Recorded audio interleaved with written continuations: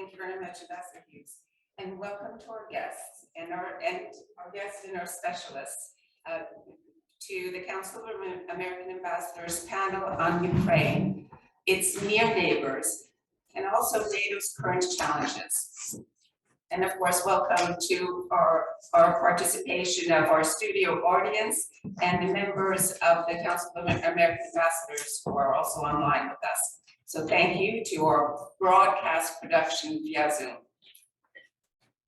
After all of us have been listening to the presentations that were fascinating since morning, I will be consistent and not have anything good to say. As was mentioned, I was born in Poland under communist rule. I had the pleasure of serving our country to the Republic of Estonia, one of the nearest neighbors of Russia. So for me, personally, what is happening now with the Russian incursion into the Ukraine is heartbreaking and inhuman. And we can never lose sight of that. Human nature has always driven us towards freedom. And if we remember that, we will hopefully not make mistakes like our intelligence community did, not realizing that the Ukrainians will fight. Because once again, that's human nature. And Russia must be held accountable for crimes against humanity. On that happy note, we will now continue with our presentations, and afterwards, again, questions and answers. We will start with Ambassador Radovan Javorczyk. And the ambassador, after graduating from Slovak Technical University and the Institute of International Relations at Comenius University in Bratislava, he joined the office of the President of the Slovak Republic in the Press and the Foreign Policy Department. At the Slovak Ministry of Foreign Affairs, he held positions of Deputy Director in the Policy Planning Department. Of note that he subsequently was posted to the Slovak Permanent Mission to NATO, and during that time, his team was preparing Slovakia's accession to NATO. In his next posting, he was at the Slovak Embassy in London, subsequently served as the ambassador to Israel and as an ambassador to NATO. And since January of 2021, he is now with us in the United States in Washington. So we welcome you to our community and we welcome you to this conference, and we'll start with your presentation. Thank you very much, Mr. Bosha. I'm always humbled when I see people who join the foreign service because they really want to deliver to their countries and their nations the best and all their contacts. And they didn't have to do it because they were pressed, but they wanted to do that. Could you put the microphone a little closer, please? So I'm really pleased and honored to be among you. I came in January last year, and I'm very insulting to all Americans when I say that I came on occasion, which happens only once in 200 years, the sacking of parliament. It's something which doesn't happen too often. So I came just on time for something which happens once in 200 years. But that's the only insult I'm going to make on the United States today and ever.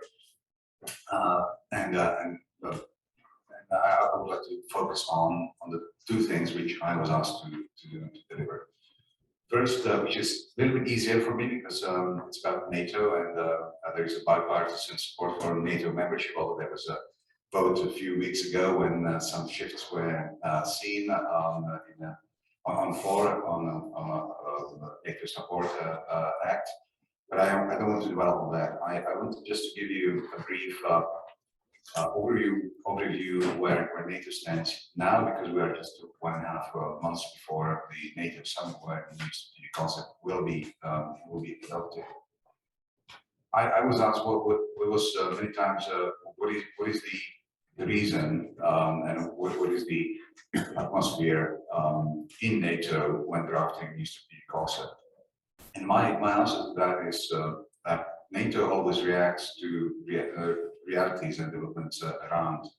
And today we are having one of the largest inflection points of our history.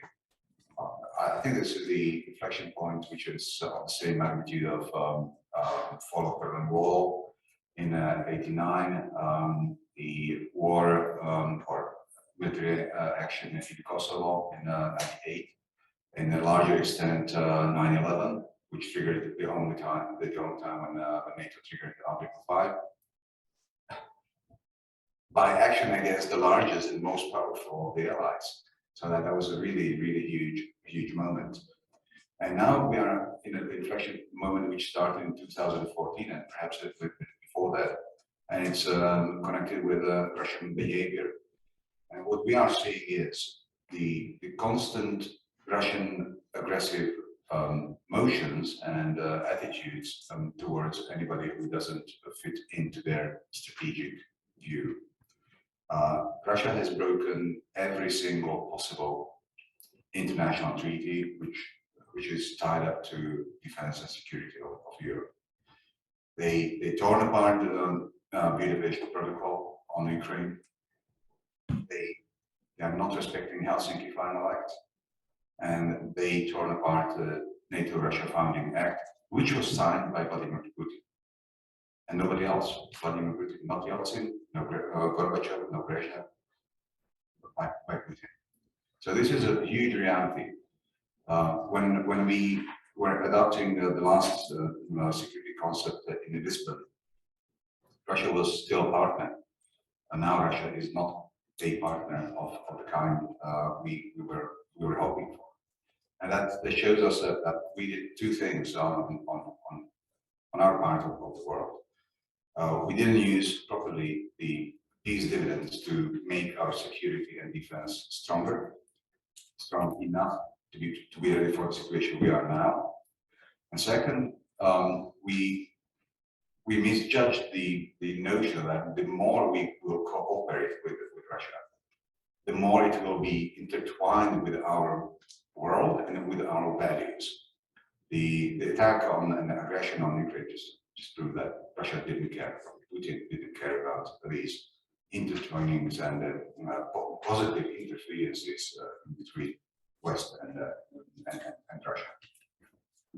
And we have some other new realities to which NATO has to react. Obviously, one is China.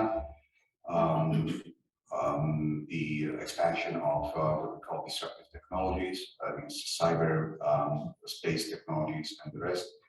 And we are facing a new dilemma how to incorporate the non-military structures and non-military part of our security with military. And I'm so glad that I was part of NATO declaration, which put the word resilience, the non-military, the part of resilience of nations to the forefront. And that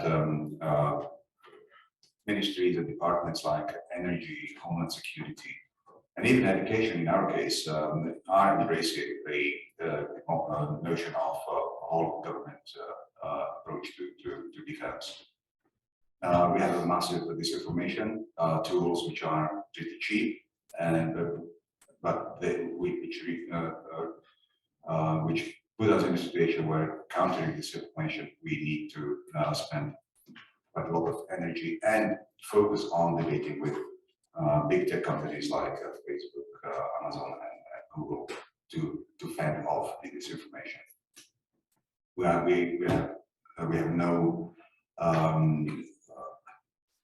have no easing up of threat of terrorism, so NATO has to do that part as well.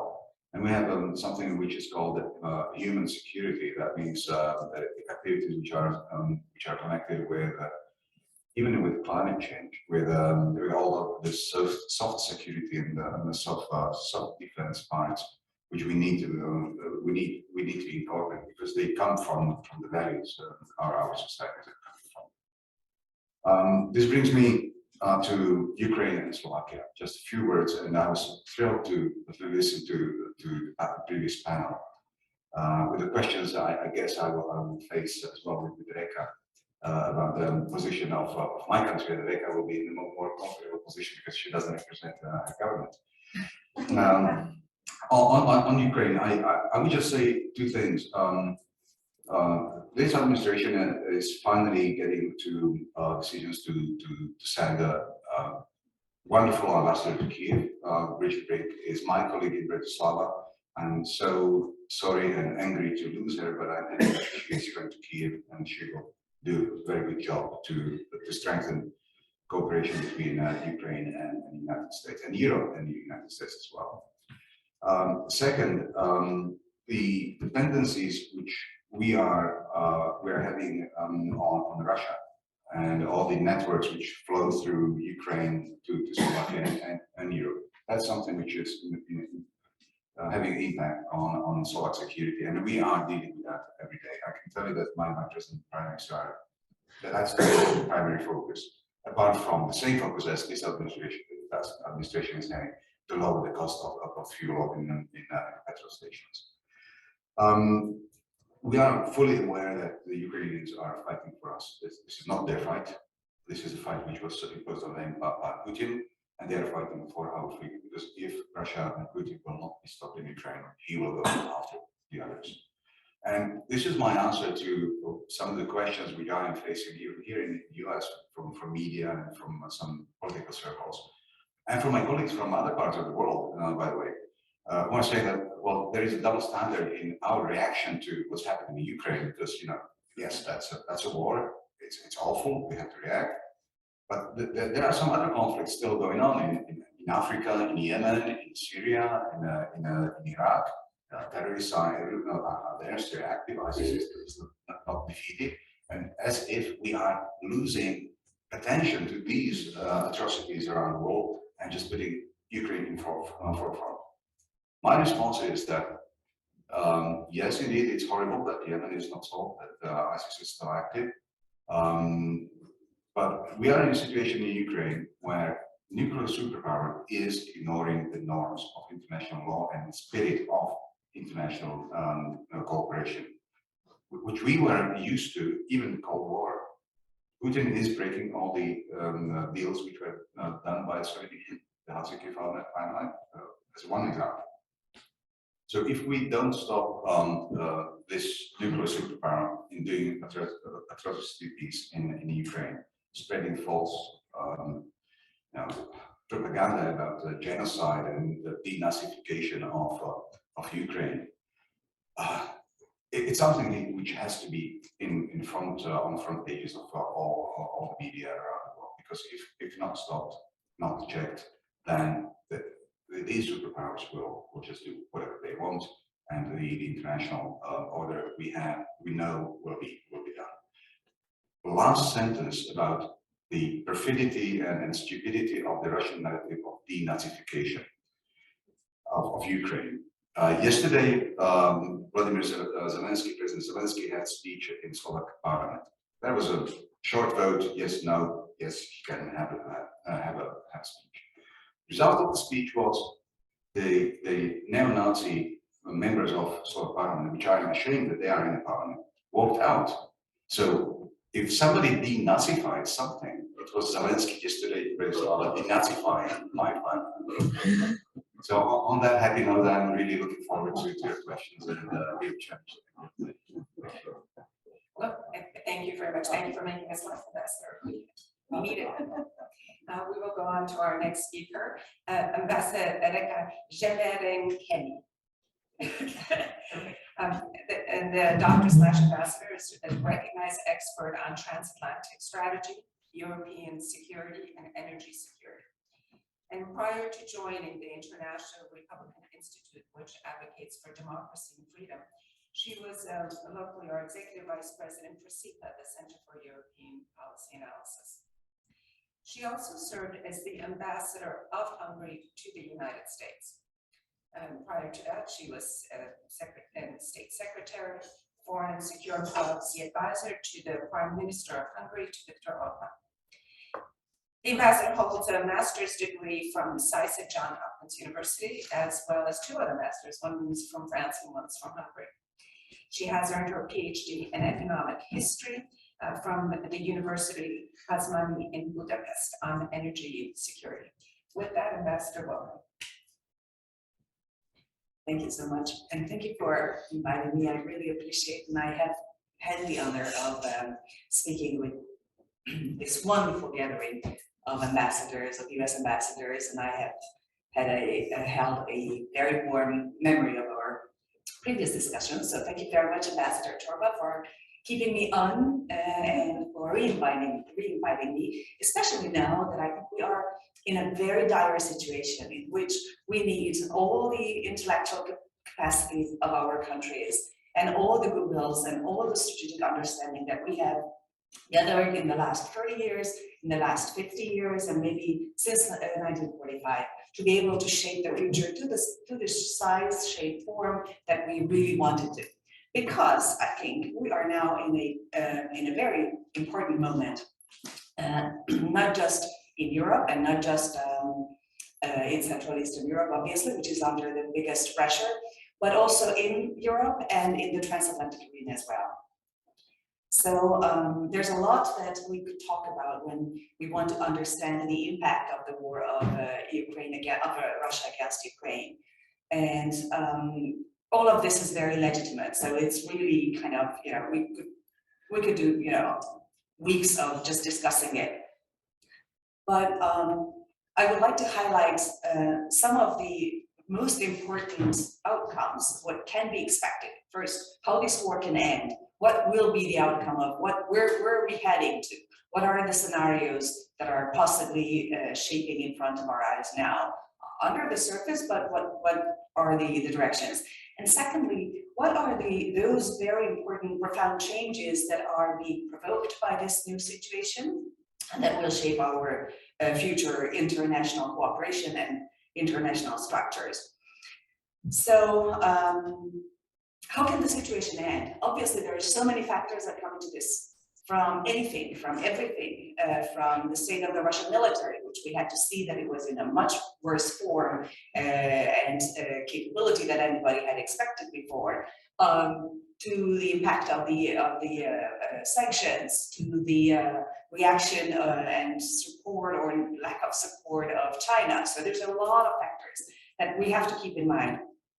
But I think from a Russian perspective, ultimately, we can boil the situation down what they were envisioning. And of course, in this, we have to speak about Russian strategies. There's not one Russian strategy. Russia had a strategy at the beginning, which obviously failed. And since then, Russia is kind of accommodating to the situation, trying to reshape it, trying to make sure that in the current given situation, they still achieve sort of some of the secondary or tertiary goals that they had at the beginning. So what are the scenarios that they had in mind? The most optimistic scenario from Vladimir Vladimirovich Putin's point of view was probably the kind of a Belarusianization of Ukraine. The idea of going into Ukraine, being welcome or less welcome, but ultimately taking over Kiev, taking over the political leadership, and turning Kiev and Ukraine into another Belarus. Okay, that's the ideal shape from a Russian perspective. A second best, if that didn't happen, because obviously the military success of the Ukrainian home defense and self-defense has been so impressive that it can just not be overstated. A second best was to sort of see it, see how much and how quickly or how effectively they can turn it into a kind of a North Korea, South Korea situation, or if what we remember, East Germany, West Germany situation, in which they do carve out a large part of Ukraine, which is what is of crucially important for them. And that part which is carved out is going to be like North Korea, really submitted to the decisions and interests and priorities of Moscow, whereas the South Korea part, well, even there, I think they have a list of options, and even then, what they think of is like for the West Germany part, even there they expect a kind of a Finlandization. So they want even that part to be neutral. So not like West Germany was in this regard, the parallel does not really stand. Close to impossible is to expect a full withdrawal. That is just not going to happen. So I think this is the scale of options that Moscow has in mind. But in this, obviously, even in carving out a part of what matters to Moscow, geography is a hugely important, of great importance. So it's not all the same how big, the North Korea part is going to be, or how big is this chunk that Ukraine is bound to lose by Russian intentions, for several reasons. And so obviously declaring Donetsk and Luhansk as People's Republic, independent and accepting them, was a very important moment for Moscow. But they are actually talking about the entire Donbass, which is why Mariupol was so important. And I think Mariupol played this dual role. So on one hand, for Russia, it was a very important element of dominating and having access to the Crimea and land access to the Crimea and dominating this southeastern part of Ukraine. But Mariupol was super important for the Ukrainians as well, because by resisting in Mariupol, although I guess most Ukrainian military leaders, strategic leaders understood that Mariupol ultimately is going to fail. But as geography matters, timing matters, and in the case of Mariupol, to bogging the Russian forces down as long as possible, not allowing them to go further, losing heavy losses in personnel and capacity and in military capabilities and everything for the longest period of time is a Ukrainian success. So although I think we will have to see Mariupol fall or happens or whatever, so we're in the midst of this process, obviously, I would still say that Mariupol in itself is a Ukrainian victory, even when they lose it. So I think it's but anyways. And then, of course, the ultimate goal there for this geography that matters is Odessa, which is, that would be a hugely strategic loss for Ukraine, unlike Mariupol, because I think Mariupol is a strategic victory for Ukraine, even if they geographically and sovereignty-wise will lose it for some time. Odessa, losing the access to sea, from where all the ports are, the grain shipments out of Ukraine, cutting Ukraine off, that would be a problem. So what are the Ukrainian options? What were the Ukrainian options? If we went through the Russian options and saw the whole sort of list, the Ukrainian options started with the first day when the Ukrainian leadership was offered to leave the country quickly, form a government in exile, and stay on and start to negotiate, which is what they refused. The other end of the scale, obviously, is a total liberation of Ukraine. That is going to happen, 3 decades down the road.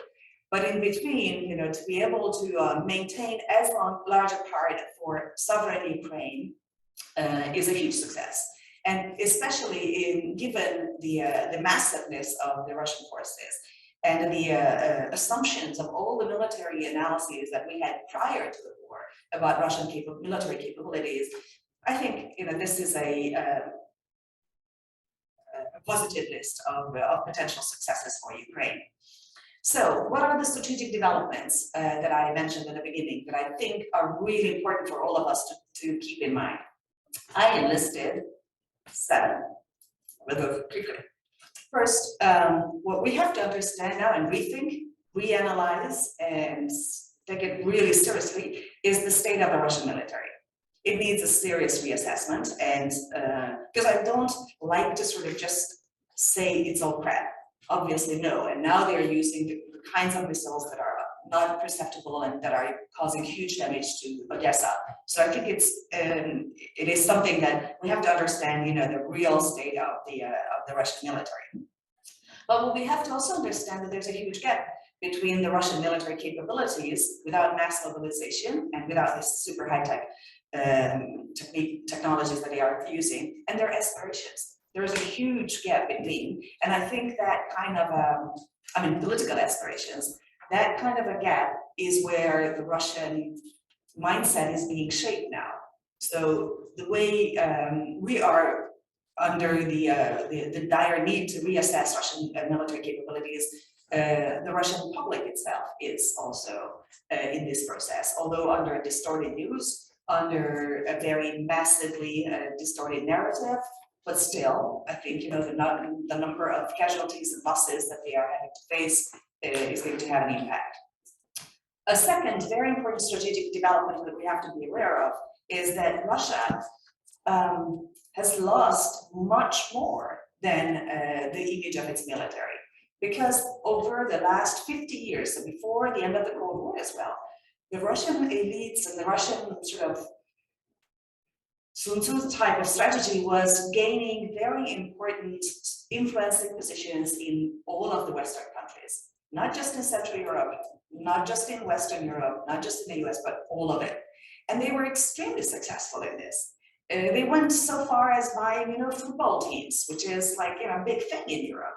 Why would you put that much money into this? They were massively using the Western banking system, the Western media, the Western social media, massively investing in shaping the narratives of the decline of the West, the rise of the East, the decline of traditional values in the West, and you know, you having to go to the East to find those values, and miraculously, behind every single international failure, this Russian narrative, through establishing the RT, the Russian TV, through doing Sputnik in Spanish, in English, in French, in German, I mean, massively impacting on our societies. Those are very important influencing positions which they gained, and they were expanding on that. We were fighting, in fact, a lot of Central Europeans and a lot of Americans as well, and analyzing it, and all of you, I guess, were fighting it, you know, by demonstrating the impact of these very important strategic positions. But tell me if you didn't find this to be an uphill battle. It was super, super hard, and there was absolutely no way you could mobilize anybody to stand up to it and say, no, we have a problem with RT, and maybe this is, you know, this is not acting. Now, with the war, Russia has lost all of this. It's like it's erased. All of this has, I mean, we're in the momentum of using it to erasing it. So I think it's a very important moment that, you know, we could count on our Russian friends to come and show their real face. That is really a problem, and that we have to focus on this. So I think this is a very important moment to turn the narrative battle around and to use it again to say, what are the real values of freedom and democracy? What are the real pillars of freedom and democracy, and how we have to defend it? Number 3, now I think we can say that the end of the post-Cold War era is over.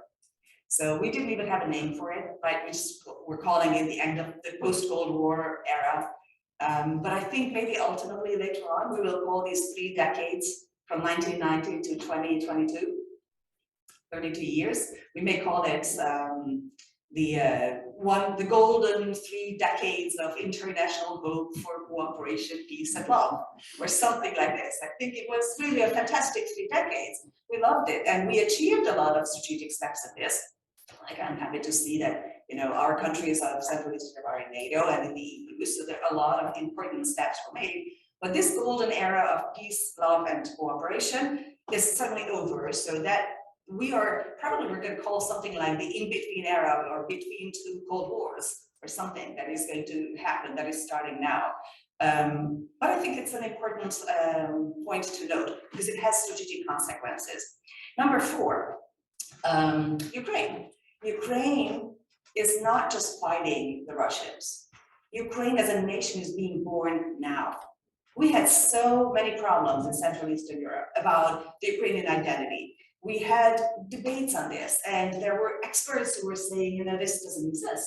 That it really is, of course it wasn't a Russian narrative partly, but if you have been to Ukraine, I mean, it was a very mixed, very unstable, very unclear national belonging. So I think if Vladimir Vladimirovich had been a little more patient or a little savvy, smarter, he would have provoked a referendum, for instance, in the Donbass.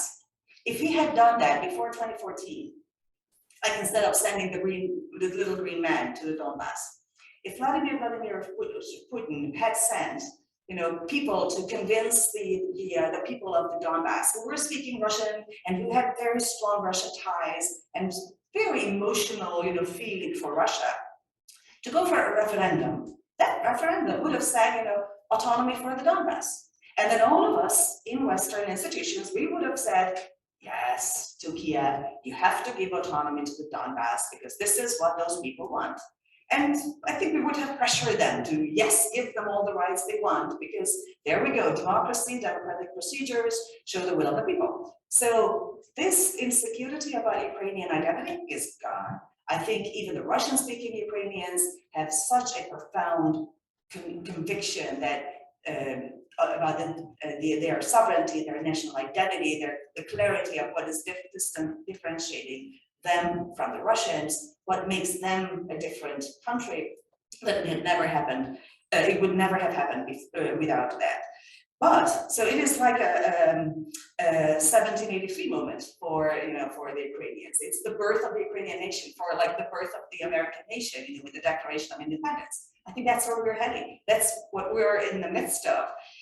But this, what is important about this is not just that it's important to have a national identity if you are in a country, but the important thing is that this national identity of Ukraine is now very, very clearly not about Slavic brotherhood. This generation who fought this hard, this generation is never going to forget that they were killed, their husbands, their fiancés, their brothers, their sisters, their mothers, everybody suffered from this. This story of Slavic brotherhood between Ukraine and Russia and whatever this is over.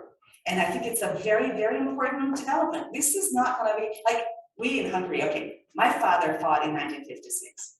I was brought up on 1956. I was born 10 years after 1956, but all my values were shaped by 1956. You go to Hungary and you meet people whose ideas are still being shaped by 1956 as a revolution. Imagine how long this war, the impact of this war is going to go for generations in Ukraine. It's not just this generation, it's 10 generations down the road. They're going to be remembering it. They're never going to go back to the Ukraine of pre-2022. They're never going to fall into the story of the Slavic brotherhood. So I think this is a very, very different national identity than in any other circumstances Ukraine would have been. So Central East Europe, number 5. What is happening in Central Eastern Europe, I think, is also very important, because what you can see is that this part of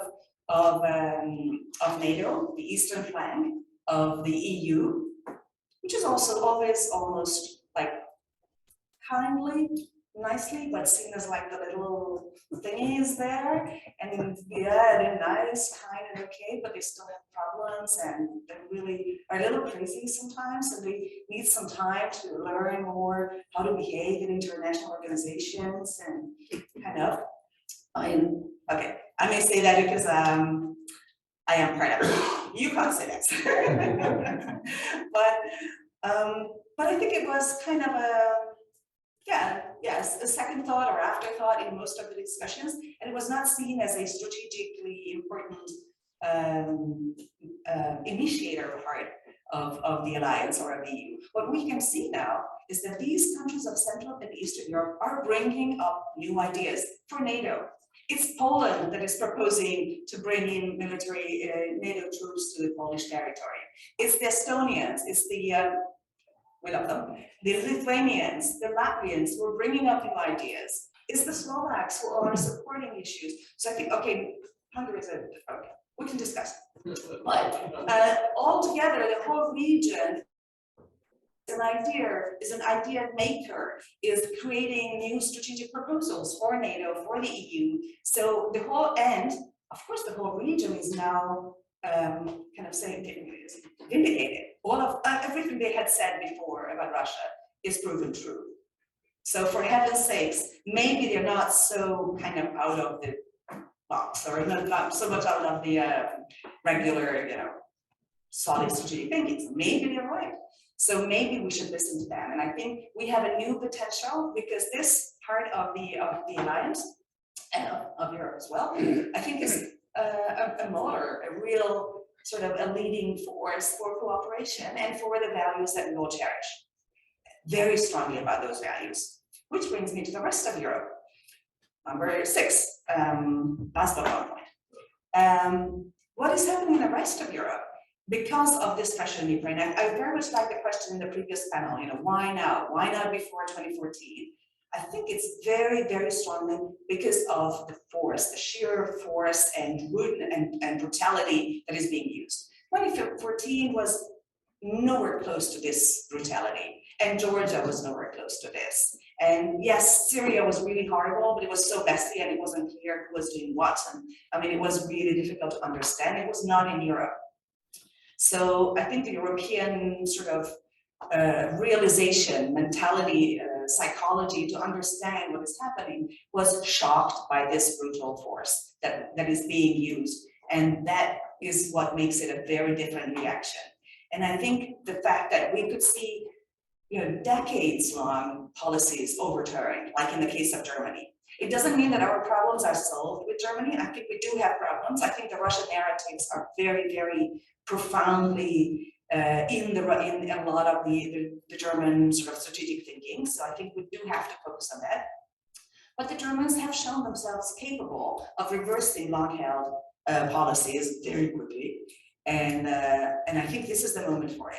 So I think that's a very, very important signal, how strong we stand up, because obviously, which brings me to my last point, the transatlantic relations. This is a moment when, okay, so I was brought up on Radio Free Europe before 1990. We were listening to it day and night, talking very hush-hush, but always listening. All the news of the world was coming to us through Radio Free Europe. For us, I was in demonstrations for the first 3 elections in Hungary. For us to be members of NATO and the EU were like biggest dreams of, you can dream of for your country.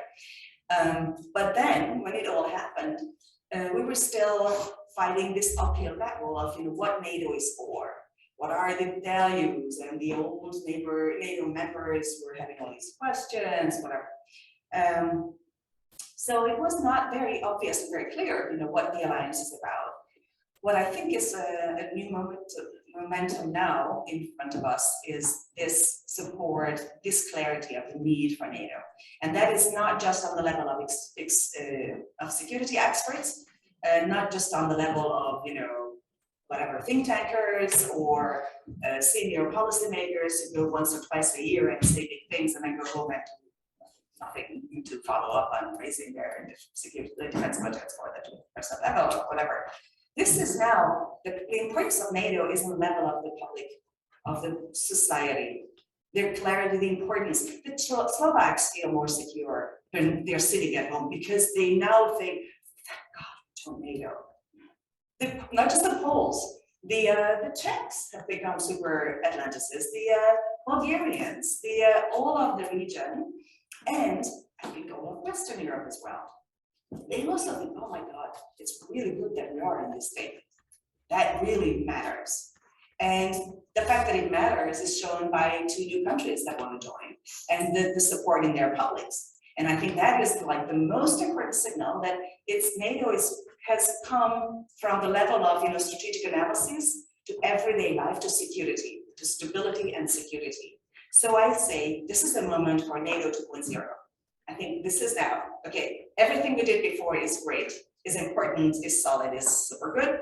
But now we have to grab this momentum. We have the publics, we have the pressure, we have a strategic pressure because we know that China is watching what we're doing. So all of this really matters for our second Cold War or next big strategic challenge.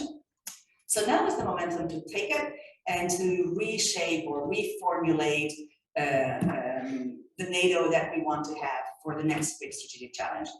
On this cheerful note, thank you for your attention. Thank you, Ambassador. I think you wanted to. No, sorry, I cannot resist because I was a permanent representative to NATO. Reka, with all due respect, I would say the NATO 2.0 was in this peace, love, and security, blah, blah, blah, period.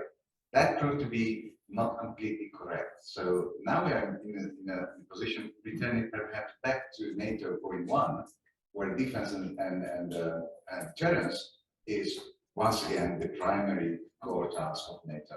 And that's most important understanding of the development since 2014 and now.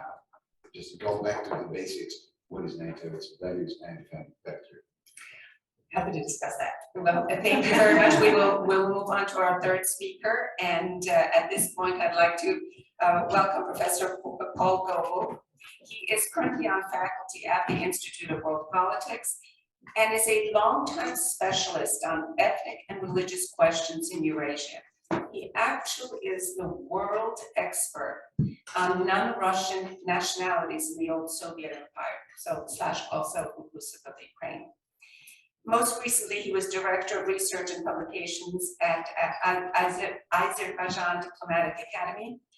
Previously, he served as the Vice Dean for Social Sciences and Humanities at Audentes University in Tallinn, Estonia, and Senior Research Associate at EuroCollege and University of Tartu in Estonia.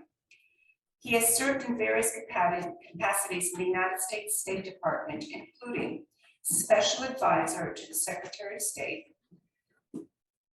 and the Central Intelligence Agency, and the International Broadcasting Bureau, as well as the Voice of American Radio for Europe and Radio Liberty, and also at the Carnegie Endowment and International Peace.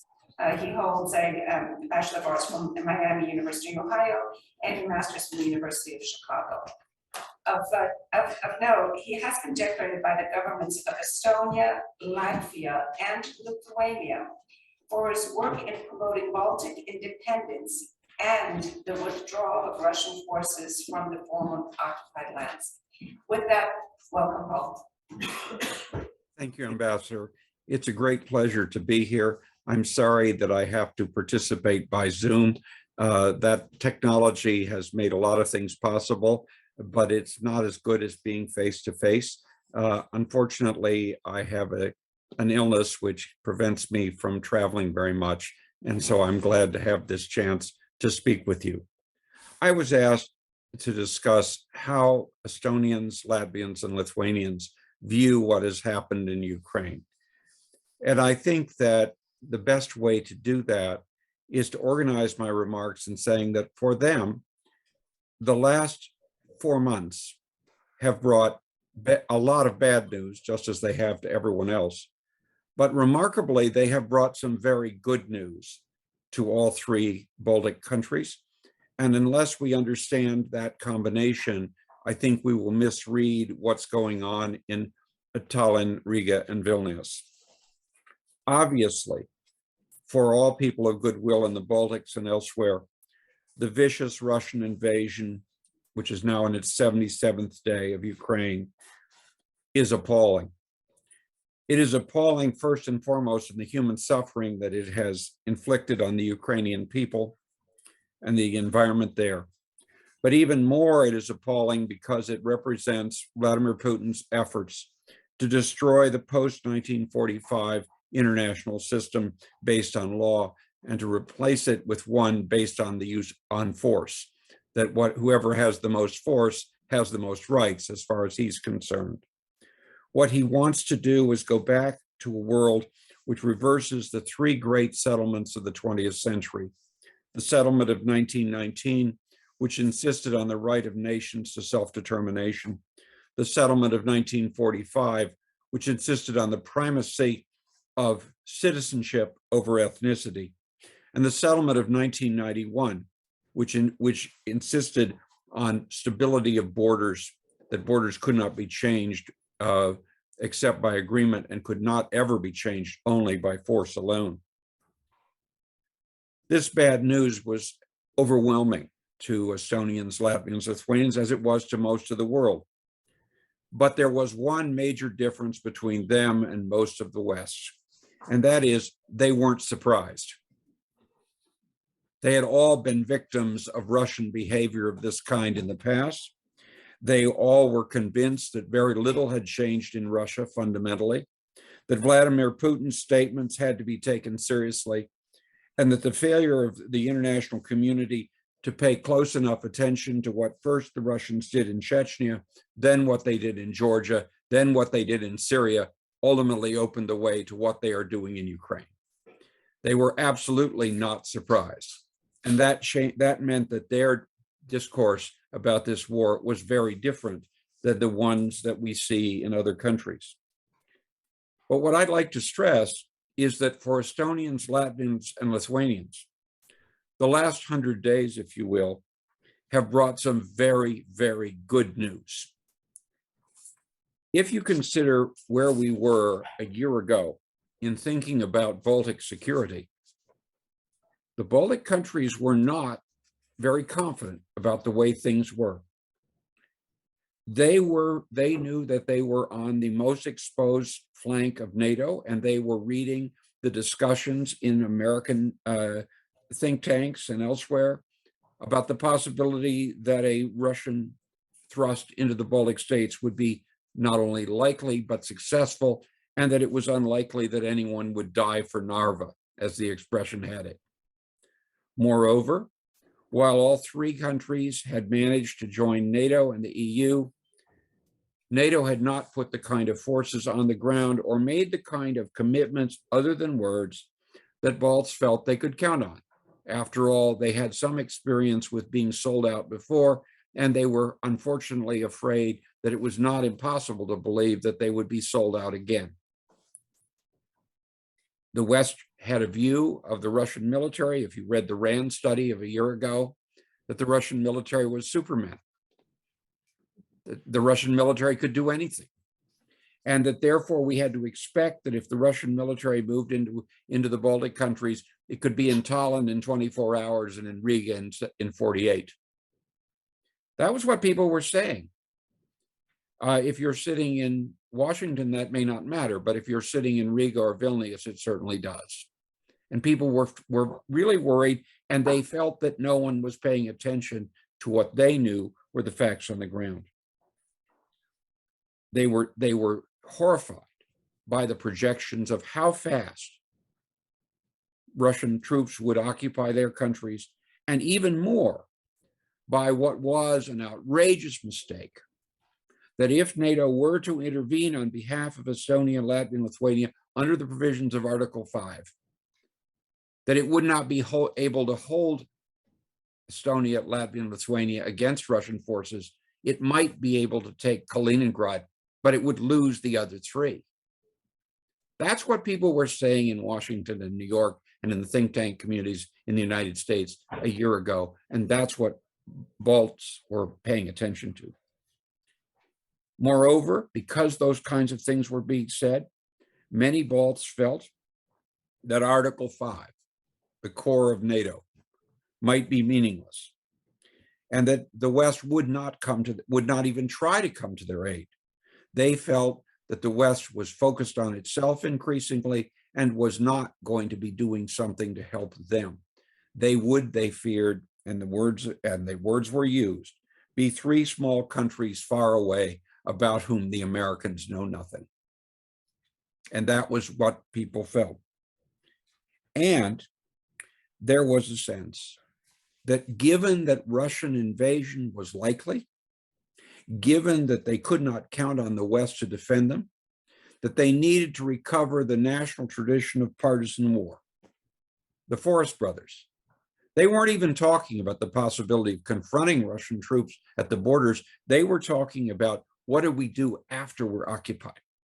If you read the Estonian, Latvian, and Lithuanian media of a year ago, you see a recrudescence of interest in the Forest Brothers, the people who went into the woods to fight the Soviets after they were already there.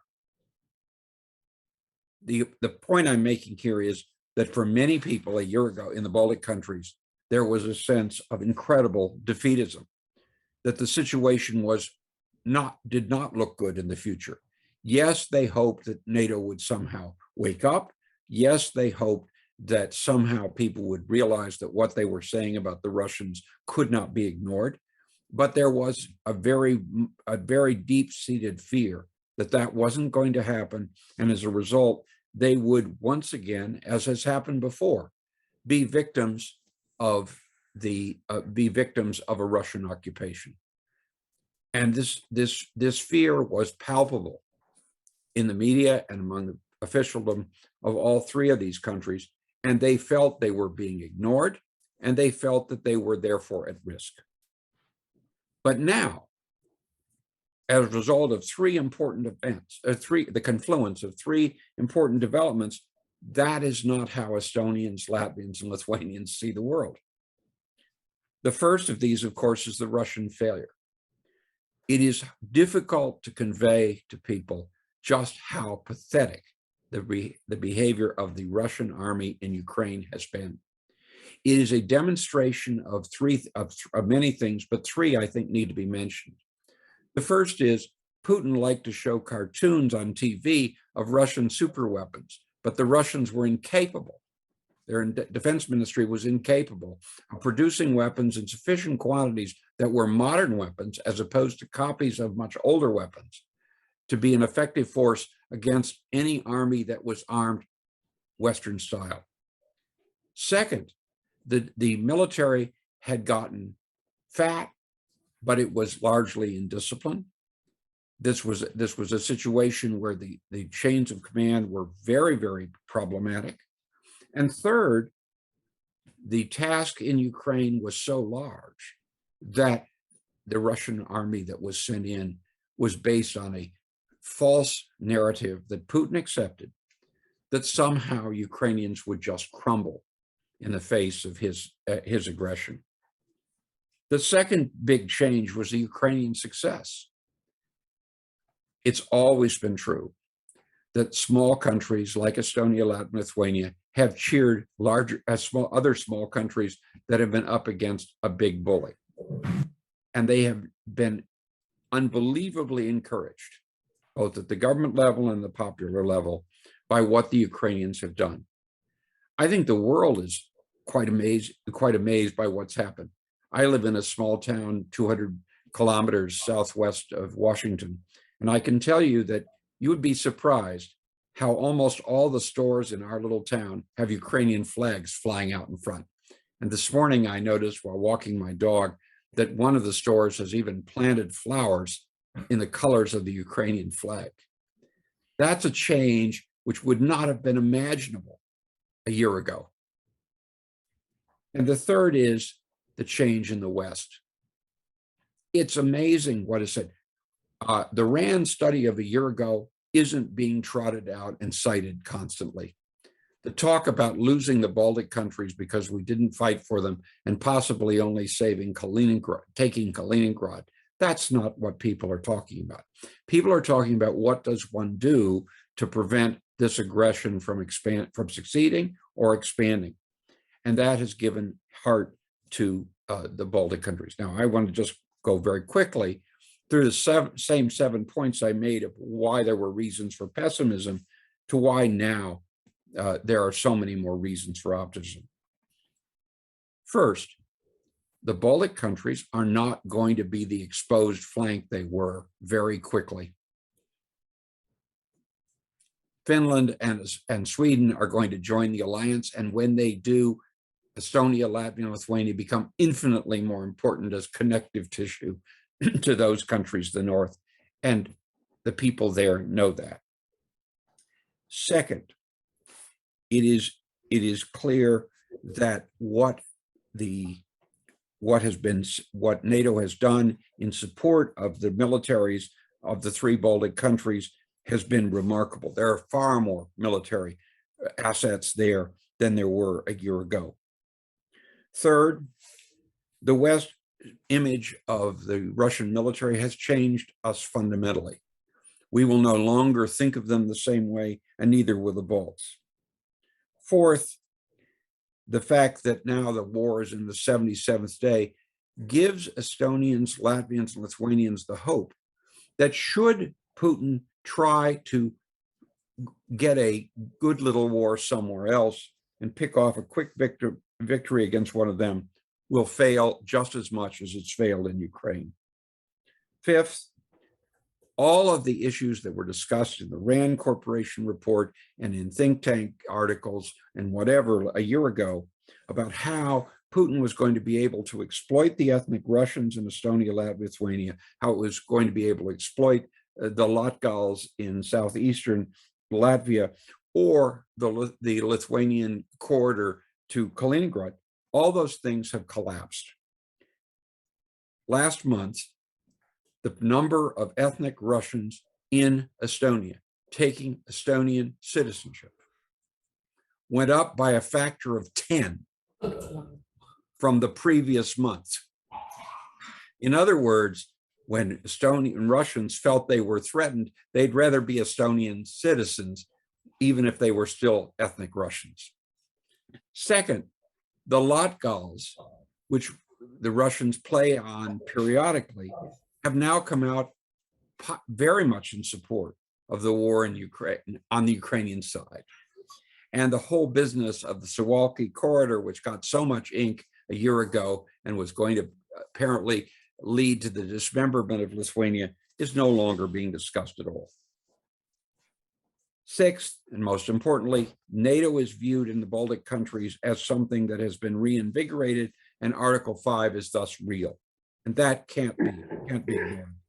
And seventh, the kind of pessimism that they felt as outsiders has disappeared. They don't think the threat has gone away. The Baltic countries know that living where they do, the threat will never go away. We in the West may not say that, but they will, because it's happened so often.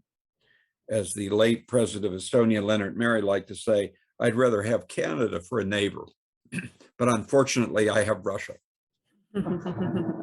Now, as a result of what's happened, we see so many aspects of Baltic contribution to the Ukrainian effort, and Baltic contribution, as just has been mentioned, to the Western Alliance.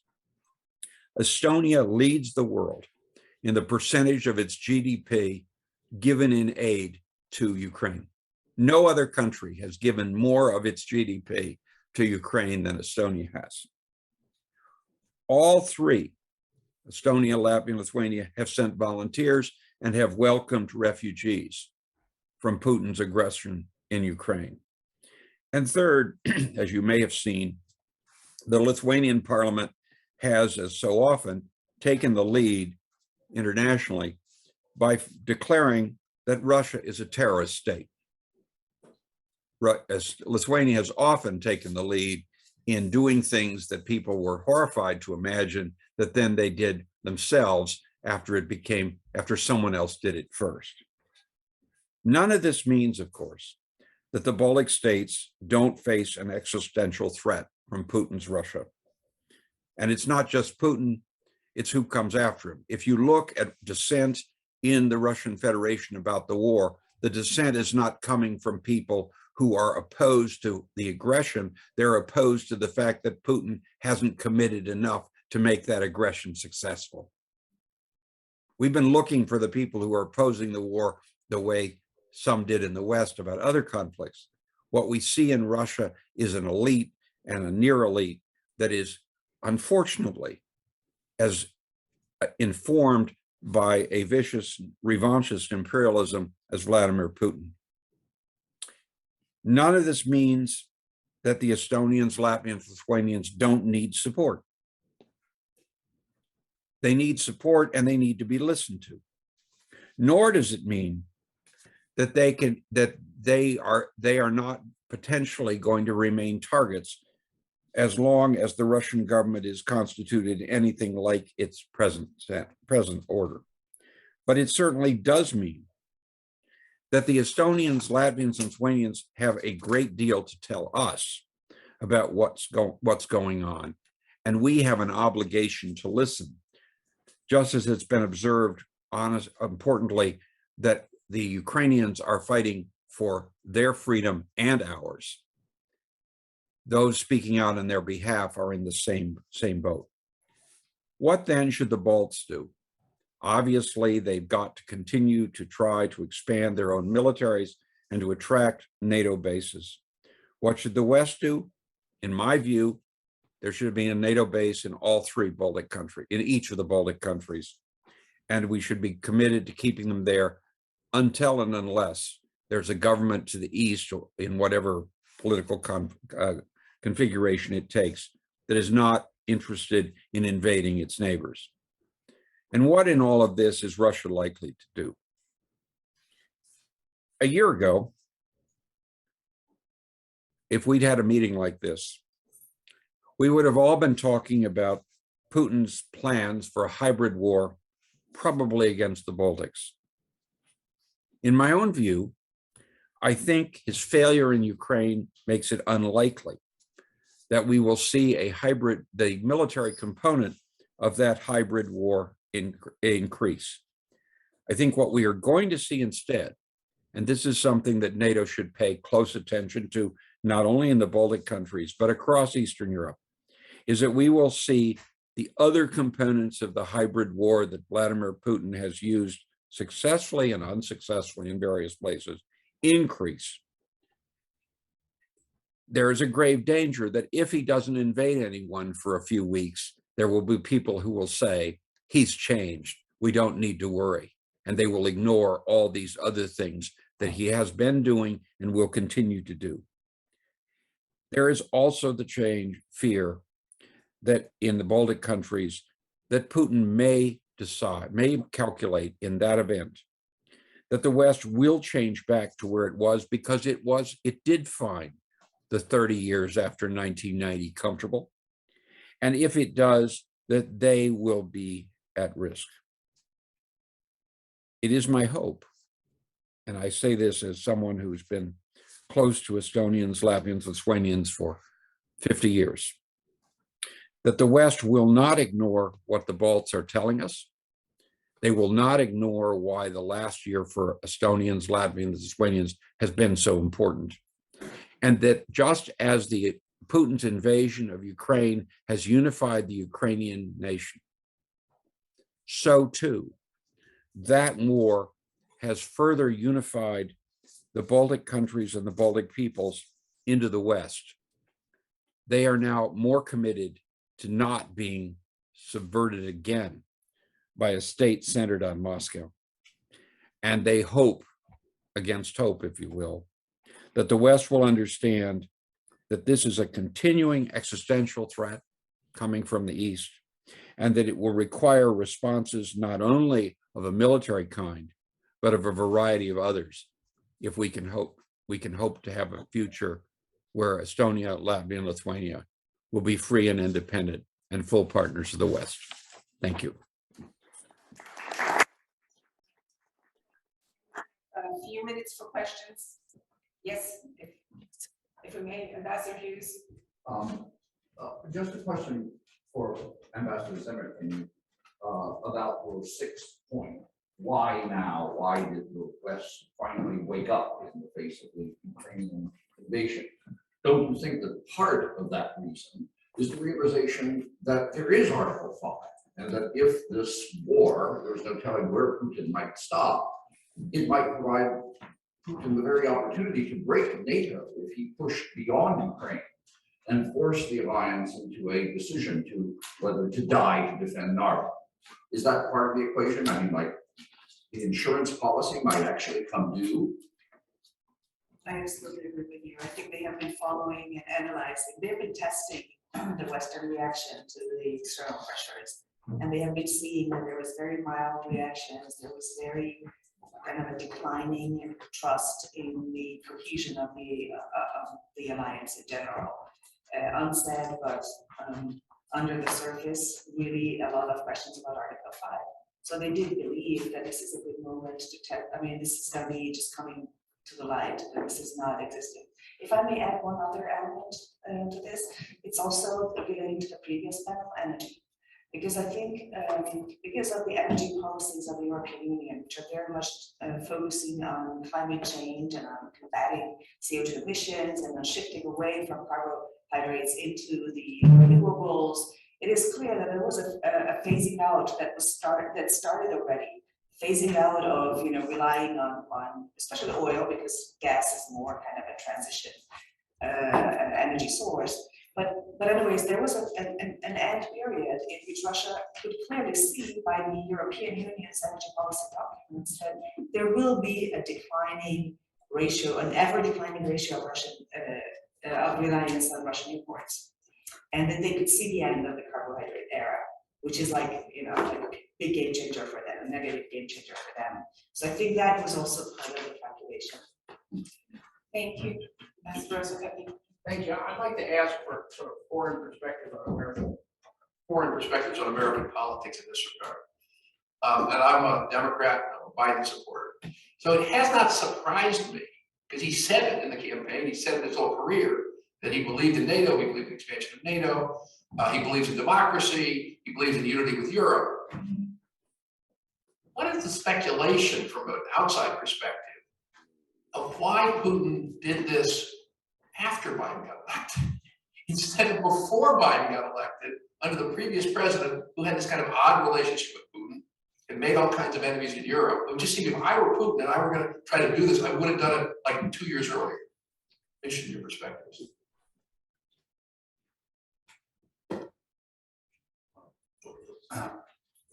Diplomats should not speculate, but I will not speculate, I will take crystal ball. There might be two different opinions why. Perhaps Putin was really counting on Trump being re-elected. And I read John Bolton's book, The Room Where It Happened. And I read the only chapter which is dedicated to NATO. And what John Bolton is describing there, the famous summit in 2018, when Trump said, we'll go along, I will go along alone, and I will do it myself without NATO. That was the real chance at that time, and that's my profound conviction, eternal conviction, that if Donald Trump would stay president, then he, in the second term, he would have all the options and liberties to undermine Article 5 through withdrawing American troops, reshaping the command structures of US forces in Europe in a way that they would be sort of not obsolete, but they would be weakened in a way that Europeans will not be able to commit 100% to Article 5. So he would make things which will make Europeans very, very unhappy and uncertain. So maybe Putin was waiting for second term for Donald Trump. Second, John Biden and his administration brought to Europe some sort of softer approach, or a softer the narrative which Europeans were waiting for. We're back with international engagement. We are for the multilateral solutions, and these may slower or if not stop, but slower some of the decisions made also in Europe. So if you have a large gathering of people, it takes quite long to take a decision. So with this approach of Joe Biden, the pivot to the Pacific, and sort of weakening, not weakening, but not strengthening the Atlantic part of foreign policy, then he would Putin might have calculated with the focus of Biden administration on the Pacific, and just leaving Europeans doing their thing and supporting the EU security or defense tools. So that might be a nice cocktail of things and visions and thoughts and wishful thinkings on the Kremlin, but they turned totally wrong, totally wrong. That's the last question, if we can. Governor, would you like to pose the last question? Well, what I'm going to ask, and particularly going to Mr. Goble, is this. I have a confession to make. I'm a member of the Council on Foreign Relations, and I decided several months ago to read all the back issues for the past 3 years. And what I would report to you all is that there seems to be a consistent message in the academic, think tank, and college community of American decline. A relentless message out there in almost all their articles, with a few exceptions, but not many, that America's going down, down, down. And I worry that that message is being heard in Moscow and it's being heard in Beijing, Absolutely. and that they will then take action based upon their perception of America's thinking about itself. So my question is, what outlets are best to counter that with a more confident and optimistic view of America of itself? Because I don't know how to do that. You're absolutely right. The Putin believes, and not just because he's read American academic studies, that the United States is finished, that Europe is finished, that China is on the rise, and that Russia can exploit this situation to recover much of what it lost. How do you challenge that narrative? Well, the first thing I think you do is you make sure that we're trying to communicate better than we are. It has depressed me no end that we do not have a direct-to-home satellite television broadcasting capability into the Russian Federation for international broadcasting. We made in my view, a mistake of going to FM and therefore putting our broadcasters in the countries involved, which now we've seen being rolled up by people like Vladimir Putin. The great thing about shortwave in the old days was you could have shortwave broadcasting based in North Carolina or Ohio and reach all of Eastern Europe or the Soviet Union. And there was no chance that Moscow or someone else was going to close those places because they were here. Yes, there was jamming, but it was not nearly as effective as many people think. I think direct-to-home satellite television, we're now doing it in Afghanistan, which is a model for what we might do on a much larger scale in the Russian Federation, but communicating the facts. One of the things that I do almost every day is to read those Russians who collect Russian jokes or anecdotes. I've been doing that for a long time. And one of the things I see is most of the people don't really believe what Vladimir Putin believes. They will say they support him, but then if you ask them to give reasons, the reasons are very difficult for them to name. I think to the extent that they are going to see that their incomes are falling, while the incomes in America or elsewhere are rising, that the Russian government did a pathetic job against COVID compared to other countries, that it's put the country in a war where far too many young men are coming home in body bags and zinc coffins. I think that should all be communicated. But I would say we could put the information out there, but you have to do it for a long, long time. And the short-term time horizon of many people in the policy community in this country means that if they can't show that they've sold more soap in 30 days, they don't want to continue it. International broadcasting works because it continues for years and years. One of the things that, as someone who was part of the international broadcasting community, is most proud of, when I visited Estonia the first time, but when it was still under Soviet occupation, Leonard Mary, who was then the foreign minister of Estonia, showed me something which I wish I had copies of and I wish I could show in public. He had begun listening to Western radio stations while a student at the University of Tartu in 1952.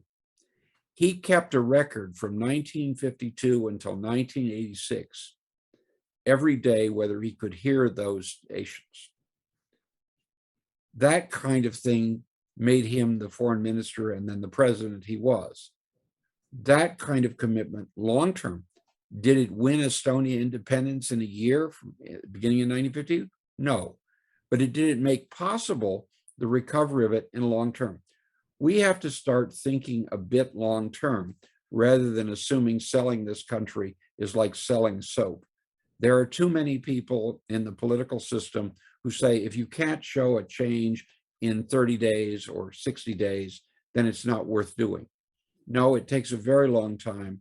And that's something we need to learn and can learn, I think, from looking at the experience of the Baltic countries. Thank you very much. And on that note, I wanted to make 3 points before we finish.